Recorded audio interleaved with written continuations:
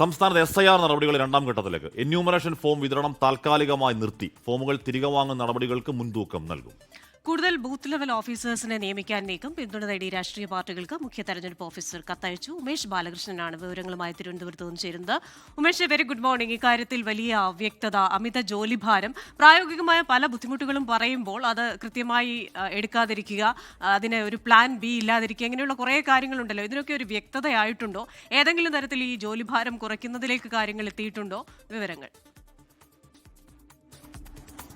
Good morning Ashmi, good morning Christina. എന്തായാലും താൽക്കാലികമായി കൂടി ജോലിഭാരം കുറയ്ക്കുക എന്ന ലക്ഷ്യത്തോടു കൂടിയാണ് കൂടുതൽ ബൂത്ത് ലെവൽ ഏജന്റുമാരെ നിയോഗിക്കാൻ തീരുമാനിച്ചിരിക്കുന്നത്.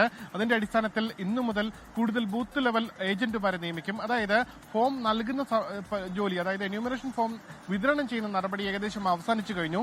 ഇന്നലെ വരെയുള്ള കണക്ക് പ്രകാരം 97% മുകളിലെത്തി എന്യൂമറേഷൻ ഫോം വിതരണം ചെയ്തത്. അതുകൊണ്ട് തന്നെ ഇനി അടുത്ത നടപടി എന്ന് പറയുന്നത് ഇത് എന്യൂമറേഷൻ ഫോം തിരികെ വാങ്ങുക എന്നുള്ളതാണ്. അതിനുവേണ്ടി ബൂത്ത് ലെവൽ ഏജന്റുമാരെ ഉപയോഗിക്കാം എന്നുള്ളതാണ് ചീഫ് ഇലക്ടറൽ ഓഫീസർ അറിയിച്ചിരിക്കുന്നത്. അതായത് രാഷ്ട്രീയ പാർട്ടി പ്രതിനിധികളായിരിക്കും എപ്പോഴും ഈ ബൂത്ത് ലെവൽ ഏജന്റുമാർ. അവരെ വിവിധ ഘട്ടങ്ങളിൽ നിയമിക്കാം. ഒരു ബൂത്ത് ലെവൽ ഏജന്റിന് 50 ഫോം ഒരു ദിവസം തിരികെ കളക്ട് ചെയ്യാം. ഒപ്പം ഇതുമായി ബന്ധപ്പെട്ട ഒരു ഹെൽപ്പ് ഡെസ്ക് തുടങ്ങാൻ, ഓരോ പ്രദേശം കേന്ദ്രീകരിച്ച് ഓരോ ഹെൽപ്പ് ഡെസ്ക് തുടങ്ങാൻ തീരുമാനിച്ചിട്ടുണ്ട്.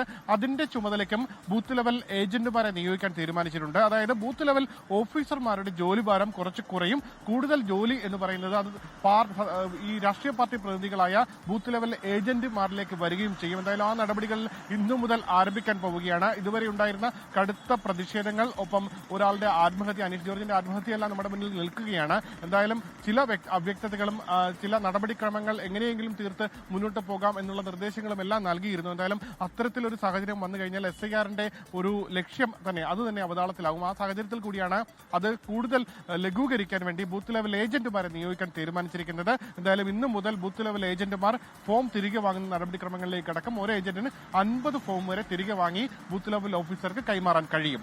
അഷ്മി, ക്രിസ്റ്റീന. ലോകത്തെവിടെയായാലും ഏത് സമയത്തും 24 വാർത്തകളും ഓഗ്മെന്റഡ് റിയാലിറ്റി പാക്കേജുകളും എക്സ്പ്ലെയിനറുകളും വിശദമായി കാണാൻ ഞങ്ങളുടെ YouTube ചാനൽ നിങ്ങൾക്ക് സബ്സ്ക്രൈബ് ചെയ്യാം.